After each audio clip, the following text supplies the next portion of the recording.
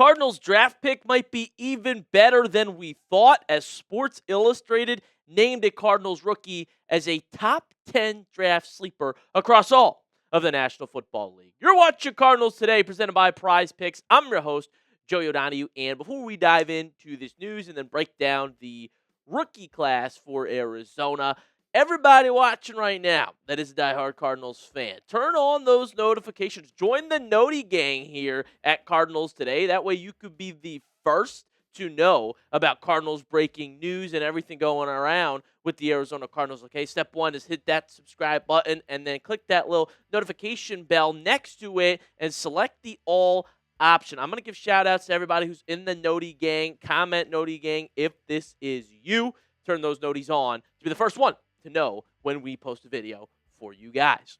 So Sports Illustrated actually named Kaleb Proctor, who the Cardinals took in the 4th round with that 104th pick, as the 6th best sleeper of the top 10 on their list across every draft pick that was made. So kind of a big honor when you're factoring in all of those. And Kaleb Proctor makes it on the list. A little bit more about Kaleb Proctor. If you remember, there's some day 2 buzz for the small school defensive lineman Kaleb Proctor, but he appropriately ended up in the 4th round. He was downright dominant in 2025, winning Southland Conference Player of the Year honors after producing 9 sacks, 13 tackles for loss. So the Arizona Cardinals are getting an elite athlete who thrives across the interior with first-step quickness and explosiveness. Proctor can rush the passer at an extremely high level, and the Cardinals needed more of that. Well, they certainly did, and that is what I like about Kaleb Proctor's game the most. A little bit more on his scouting profile for those who do not remember. He's a high-energy player, great pursuit in the open field. Like, this is a guy that was getting a lot of buzz, and for good reason, okay? There's plenty of praise for his work ethic, too. Leadership, team-first mentality. I mean, good character guy, good football player, has all the athletic traits you want. Definitely could use some refinement, right, with technique, perhaps. A lot of his success was because of the athletic trait, personality, motor, which are all great things. I'm excited to see him here in Nick Rouse's defense if we get a chance to see him this season. That is, some of you probably thinking right now, well, hold on a sec, Joey, there's not too much to celebrate just yet because of other news surrounding Kaleb Proctor. We'll get to that, but the numbers for him were pretty good last year, and value-wise, this was a steal. Dane Brugler, who's a NFL draft expert as well from The Athletic, says that Kaleb Proctor, lacks the ideal girth and will need to prove himself versus NFL size, but his athletic traits, passionate motor, and elite intangibles are qualities NFL teams should want in their organization, similar in ways to Kobe Turner. He is worth a day 3 gamble. The Cardinals, the team to make that gamble, and I think they did a great job doing it. Bottom line, Cardinals need a defensive lineman, specifically edge rushers, okay? But the point is you need guys that can get after the quarterback. Okay, not producing a lot of sacks in Arizona last year. Proctor can help do that. If we're getting him in the 4th round, who's going to have that sort of impact quickly, that is a steal. How quickly will we have that impact, though? Well, not to be the bearer of bad news here, but it is my job. Josh Weinfuss told us that Kaleb Proctor suffered a meniscus tear and will miss a bit of time. Mike LaFleur said that, and there's a possibility, LaFleur said, Proctor may miss the entire season. Are you kidding me? So that screws over the Cardinals in that sense, because finally we're praising him for doing something smart, making a good value pick, and all of a sudden he might not be able to play this year. Regardless of that fact, I think when you're looking at the draft class as a whole, and Sports Illustrated saying as a whole, this was one of the best value picks in the class, best gamble picks in the class, he will be a dog for the Arizona Cardinals in the future, which is when it'll matter most anyways, when the Cardinals are more competitive over the next few years rather than this season in particular with the whole Jacoby Brissett and trying to figure out the quarterback scenario going on. And so add him to that Cardinals defensive line depth chart on your screen right now. At the moment, Josh Sweat's still a edge rusher on this team that can rush the pass rusher really specifically. Walter Nolan has also had positive updates on his injury, and I think he'll be back and ready to go tear it up for the Arizona Cardinals. So I like this draft pick, and so does Sports Illustrated. Next, let's talk about the draft picks as a whole. What if we rank this Cardinals rookie class, okay? I got a good list for you guys. I think you'll like it. Stay tuned. But first, let's give a good shout out to our best friends, our good friends at Prize Picks. Guys, I want to show you the Prize Picks lineup, the team pick I had during the big soccer tournament today. Was anybody watching what happened to Argentina? Okay, they were down 2-0. And I went on Prize Picks and I put down $5 to win $27 that Argentina would win. I picked them to win. You can now use team picks on Prize Picks, and guess what? Argentina won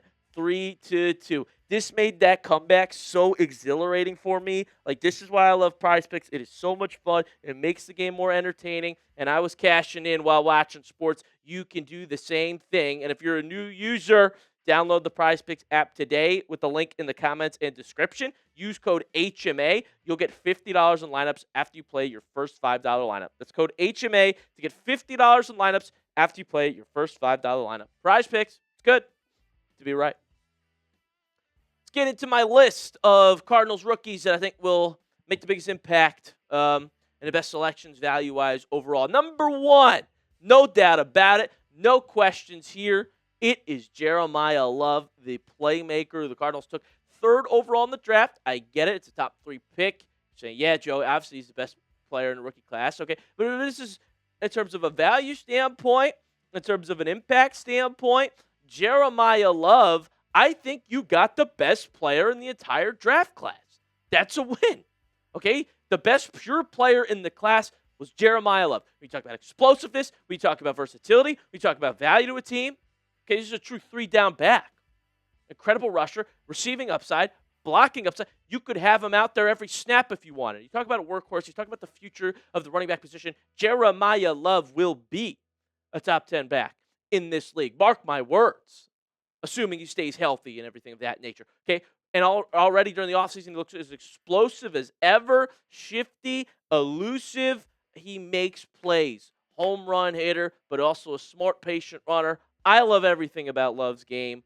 I could rave about him for an entire episode, all right? And Mike LaFleur adds to this, saying he's got a great character, too. That's the other thing you got to love about Love, okay? This is why he's worth the top 3 pick, because he's also great in the locker room, okay? He's a great person.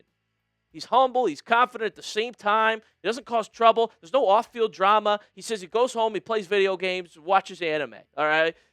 It's perfect. This is exactly what a GM wants to hear. He's super talented, special person, special player. This according to Mike LaFleur, okay? And LaFleur says never say never on him returning kicks. I mean, I said he could be out there every snap on offense. He could be out there on special teams if you wanted him to. Don't want to run him into the ground and risk an injury here, but if you needed him to return kicks, he could do that, and I guarantee he could do that effectively. And so that's why I think Cardinals got the best player in the draft, and this is the best pick that they made of all the picks. And I know you might think, 3 is high for a running back. Say what you want. You can say that all you want. You know, it might not lead to wins for the Cardinals, but when you watch the player that Love is, you'll be happy he's on your team and not somebody else like the Titans or anybody else who came after the Cardinals in the top 5 of the draft. All right? Oh, and don't worry about the crowded running back room. Okay, it's not a bad thing to have a bunch of good players at one spot. Yes, you could probably free one up, trade Connor or Benson for a draft pick. That might happen. But it's not a bad thing to have more threats behind Love in his rookie season, okay? So don't need to make that not necessarily a knock because you're getting a special player. Next up, I think Chase Basantis is also rightfully the second best, value pick for the Cardinals here in this draft because of, one, the type of player that he is, which we'll go back to the scouting report for Chase Basantis, who was a multi-year starter. Really good frame, solid movement. Okay, good hand usage. If he can grip onto players, they're not going anywhere. I mean, look at the big fella, right? Like you can see in that photo of him on the right of the screen right now. Maybe he gets himself in issues with some leverage and length problems, but he's got the build, he's got the fundamentals, makeup of a guard, and that's exactly what the Cardinals needed. Okay, they needed offensive linemen. It was a problem last year, a big problem. And specifically, they need the right side of the offensive line. Okay, Paris Johnson Jr., you've got your cornerstone left tackle. Who the heck was going to play right tackle, right guard, right? And so Basantis could do either. He played right tackle early on in his college career. Then he went to play the left side. But he will most likely be the right guard in Arizona this year. But he said it would be easy for him to play right tackle if he needed to. Another key thing about him, didn't allow a sack in his last 18 games in a row. Texas A&M. Oh, by the way, he's only 22 years old. I mean, I love this pick for what the Cardinals needed, for the player that you got early in the second round. Makes sense to me. Put him in that offensive line room. Elijah Wilkinson probably going to play right tackle as of now, and I'm curious to see what he does in the Cardinal system because he said the Falcon system was a joke, basically. He had some comments on social media about that. So we'll see if he can fare better this year. But either way, I think Masantos is a guy in Arizona for years to come who could play any position on that offensive line besides center. Let's go to Kaleb Proctor, who we've already talked about on today's show, so I don't need to dive into him as much, but I do think value-wise, this is a fantastic pick that could be a real hit in the fourth round when we see him healthy on the field. Stay tuned for him. I like him here. He's at number 3 on my list. Number 4, I like getting Reggie Virgil late in the draft as well. It's not like wide receiver was the biggest issue for the Cardinals. Obviously, there's a little uncertainty with Marvin Harrison Jr. How good is he going to play? You've got Bourne. You've got Michael Wilson, who's a hidden gem. Reggie Virgil, I think, could fit in this room and play a role that not many people are projecting him to this year, okay? Because he's a guy that is a quality athlete, nice ball skills, body control, vertical ability, definitely has the size that you want, offers special teams value as well, could keep developing into even more than that. So, he's not really a very dangerous threat after the catch yet, but he's still got a fun highlight tape, I would say. Great value to get him in the receiver room late in the draft with the 6'3" frame. I'm excited about Reggie Virgil making, he's the guy that I think could make that, 1-2 big touchdown play given it in a red zone where you're like, oh, heck yeah. And you only had to use a 5th-round pick on him. So that's why he is there on the list. We'll round out the list in just a moment here, but I also want you guys to know today's show is made possible by SeatGeek. When it's time to get out of the house, it's not many better options right now than a sporting event. Use code CHAT10 to get 10% off your next set of tickets. MLB is in full swing. NFL schedule is out. And you can now get World Cup tickets on SeatGeek. This could be a once-in-a-lifetime experience to go to a World Cup game while it is in America. For me, though, and for the Cardinals fans, you might be looking at those Cardinals 9 home games this season. Look, I want to watch Jeremiah Love in person in his rookie season. It's going to be electric. It's going to be a lot of fun to be there with the Cardinals fans up in person. And if that sounds like something you want to do, SeatGeek has your back. Each ticket is rated on a scale of 1 to 10, so you know you're getting a good deal. So look for the green dots. Green means good. Red means bad. And, of course, I have a code for you guys. You can use code CHAT10 for 10% off your next set of tickets at SeatGeek. That is 10% off any tickets with promo code CHAT10 on your next set. Make sure you click the link in the description to download the app and have the code automatically added to your account so you can use it later. Thank you to SeatGeek. Let's round this thing out here with the last 3. Carson Beck. Yes, I'm putting him on the list. Okay, some of you probably would have had Carson Beck higher up here where I had Kaleb Proctor. I'm talking from a value standpoint, though. Carson Beck was definitely a reach from where everybody else had him ranked, but that's not to say that he couldn't somewhat pan out in some capacity. I don't know. Let's talk about who he is as a player real quick, okay? Now, I'll say this. The draft reports much worse than the offseason reports about Carson Beck, okay? He definitely had some better progressions in 2025, but decision-making was an issue for him, throughout the first few years of his career. Got the ball out quick, but again, the play calling was kind of intended to limit him at times at Miami. Like, they have so many playmakers over there and on that team that went to the national championship. And yes, he's the quarterback on a team that went to the national championship, right? But some people might knock Carson Beck the same way they knocked Sam Darnold this year, right? I mean, the Seahawks team was perfect, and we hate the Seahawks, but everything around him was great. Sam Darnold didn't have to do much. It's kind of like what Carson Beck was doing at Miami, but even on a lesser scale because Darnold, did in Minnesota as well the year before. The question is, for if Carson Beck is a good pick, is when do we see him play?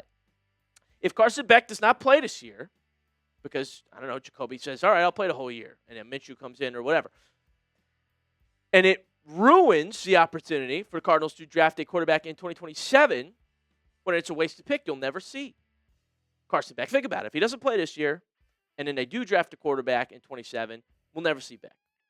If they don't draft a quarterback in 27 because they want to see Beck and then Beck sucks, well, you just ruin your entire franchise. All right?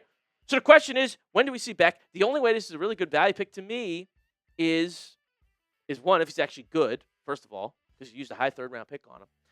But I think we could see him play maybe after Thanksgiving, around that time. And then I'd say, all right, I don't mind it. You have to test out what you got in Beck. You took a flyer on a quarterback. It didn't work. Let's get the quarterback in 2027. But you could have got an impact player at the top of that third round. Where does Beck fit in to the Cardinals going forward? I don't get it. I think it was a reach. I've heard good things about him in the offseason. He's got the good traits, the good frame, good mindset. All of that's great. We just have never really seen it on the field for Carson Beck. So let's see it. The question is when he plays to determine, is this a good pick? All right, let's round out the list here. That was the top 5. Take a look at it. Let me know what you think about it in the comments section. And let's get to the final 2. Jaden Williams comes in, the offensive tackle who was drafted in the 7th round. Listen, when you're drafting 7th rounders, a lot of times those guys don't even make the roster. So for Jaden Williams being a guy that's kind of a project that could somewhat develop, I like the value swing there, okay? In fact, Cardinals reporter Josh Weinfuss says, Williams is a project for the Cardinals. If he works out, he could end up as a starter in a year or 2. If he doesn't, he'll be a practice squad player. He needs work to fine-tune some of the skill that comes with being a right tackle in the NFL, but he has one thing that can't be taught, and that's size. 6'4", 315 pounds, good place to start building. That's pretty telling that he could maybe be a starter right away, or he'll just be a practice squad player. That's fine. For talking about a 7th-round player that could have any upside to start, that's great value. So I like that, and he's got the intangibles in terms of the size department. Finally, and this is no knock against Carson Schauer, but when you talk about value and impact it'll actually have on the team, he comes in as the 7th best of the 7 rookies in Arizona. Right now, the 6th-round pick, probably going to be a special teams player. He did lead his Iowa team with 83 tackles, though, had 4 sacks as well. But I envision him just having some special teams value up here at the moment. See if he can develop into anything else. You guys tell me in the comment section your favorite Cardinals draft pick. Get down below, the ball knowers, the diehard Cardinals fans, and comment your favorite pick that Arizona made this year. And let me know if you agree or disagree with me on any of these takes. Thank you guys so much for watching the show. I've been your host, Joey O'Donohue, and make sure you subscribe to Cardinals Today. If you have not already, I'll have you updated with Cardinals news and rumors as they happen. So appreciate you all for tuning in, and I'll see you next time.